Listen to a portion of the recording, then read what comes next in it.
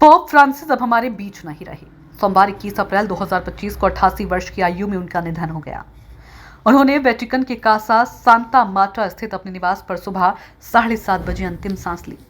Vatican समाचार के मुताबिक वे लंबे समय से बीमार चल रहे थे। बीते दिन ईस्टर के आवास पर लंबे समय के बाद वे लोगों के सामने आए थे। पोप फ्रांसिस जेसुइट ऑर्डर से पहले पोप थे।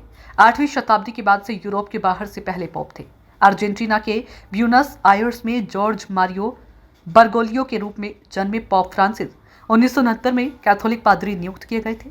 28 फरवरी 2013 को पोप बेनेडिक्ट XVI के इस्तीफे के बाद 13 मार्च को एक पोप सम्मेलन में कार्डिनल बर्गोलियो के उनका उत्तराधिकारी चुना।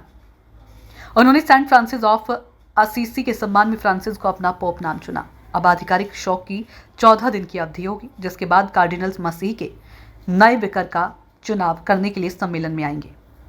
लंबे समय से बीमार चल रहे थे पोप फ्रांसिस लंबे समय से बीमार चल रहे थे। लगभग 1 महीने तक अस्पताल में इलाज कराने के बाद पोप 24 मार्च को अपने निवास स्थान कासा सांता मार्टा लौटे थे।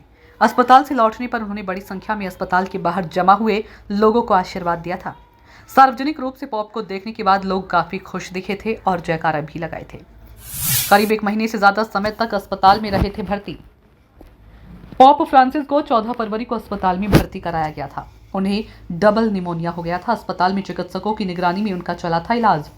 1 महीने से ज्यादा समय अस्पताल में बिताने के बाद उन्हें छुट्टी दी गई थी। पोप की देखभाल करने वाले सर्जरी प्रमुख सर्जियो एल्फिएरी ने बताया था कि उन्हें दवाइयों की जरूरत पड़ती रहेगी। युवावस्था में निकाला गया था फेफड़े का हिस्सा। पोप फ्रांसिस जब जवान थे तब उनके एक फेफड़े में संक्रमण के कारण उसे हटाना पड़ा था। इस कारण उन्हें सांस से जुड़ी बीमारियों का सामना करना पड़ रहा था। 2023 में भी उन्हें फेफड़ों में संक्रमण के कारण अस्पताल में भर्ती पड़ा था। भारत की यात्रा की थी अटकलें। पोप फ्रांसिस भारत आने वाले थे। पिछले साल दिसंबर में केंद्रीय मंत्री जॉर्ज कुरियन ने बताया था कि पोप फ्रांसिस के 2025 के बाद भारत दौरे पर आने की संभावना है। 2025 को कैथोलिक चर्च ने जुबली वर्ष के रूप में घोषित किया है। भारत पहले ही पोप फ्रांसिस को आधिकारिक तौर पर आमंत्रित कर चुका है। प्रधानमंत्री नरेंद्र मोदी भी उन्हें सीधे तौर पर निमंत्रण दे चुके हैं। यात्रा पोप की सेहत और सुविधा के अनुसार निर्धारित की जाने वाली थी। ब्यूरो रिपोर्ट, नई दिल्ली।